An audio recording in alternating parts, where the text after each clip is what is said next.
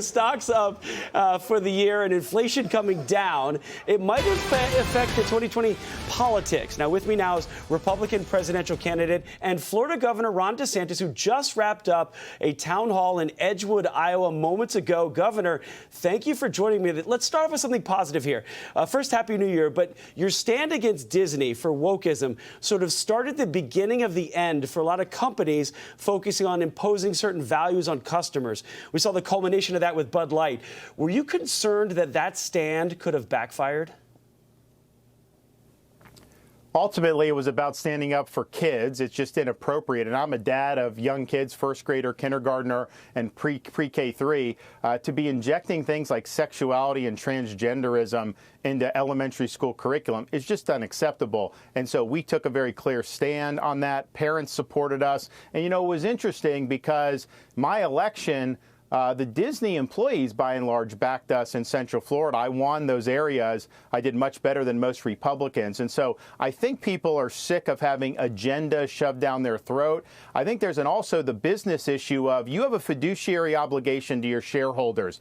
Is trying to get involved in these issues, is that honoring that fiduciary obligation, or is it violating? And so I think this whole thing of things like ESG and all the things that have happened in the corporate world over the last few years ultimately is a dead end. We took action in Florida against ESG. We banned the use of it in our pension funds. We're solely focused on return on investment. And I think what we were able to do across the board has been the right thing to do. We want American business just focused on doing what they do best and not trying to change policy in this country. Yeah, Governor, I want to get into Iowa now. You have a large door-to-door network. What's the message you're trying to pull off to upset former President Trump? Well, I'm the guy that can get this done, just like we did in Florida, winning a big victory, but even more importantly, delivering on 100% of my promises. We need somebody, a president that's going to fight, and a lot of Republicans haven't even been willing to do that. But we need a president that's going to win these big fights. And I've beat the left on issue after issue. And we need somebody that's going to be able to lead this country into a different direction, make sure that compass is set to true north, and get the job done. And I've shown I've been more effective down here in Florida than just about anybody in the country in modern memory. And you're talking about the economy in Florida. I've paid down 25% of our debt since I've been governor. We have #1 for new business formation, and our economy is ranked #1 of all 50 states by CNBC. So we're showing how it's done on the economic and fiscal front. And if Washington did even half as good as Florida's done, we'd be in a much better spot nationally.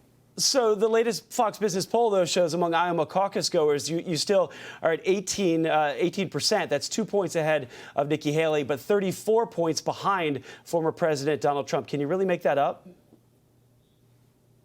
Well, I think if you look historically, the polling has not accurately predicted a caucus result because it's just a different beast. It's not a typical election. You're going there for 3 hours. People give speeches. It's a process. So what we've done is we've worked really hard to sign up tens of thousands of Iowans, and we add more every day, and we're accelerating the number of people who are committed to turning out for us and bringing a friend, bringing a neighbor. That's how you do well here. And so we've done it the right way, and I think you're going to see that on caucus night. So we're excited about what the direction we're going, and we're going to be working hard all the way through caucus night. I want to get your reaction to the Maine Secretary of State pulling former President Donald Trump off the ballot there. Well, obviously, to have one executive branch official unilaterally striking someone off the ballot is not an appropriate interpretation of the 14th Amendment. We could have in Florida, what, are we going to have Biden struck off the ballot because he's allowed an invasion of 8 million people, including enemy nations have sent people in? This could just end up being a tit for tat. So I think it'll get reversed by the U.S. Supreme Court. I think it's more of a stunt that you have a very liberal person in that position who's just trying to play for cheap clicks. But ultimately, I don't think it's grounded in a proper interpretation of the Constitution. So Nikki Haley in recent days clarified what some call a gaffe, omitting slavery, when answering what caused the Civil War. What do you think about her clarification on that?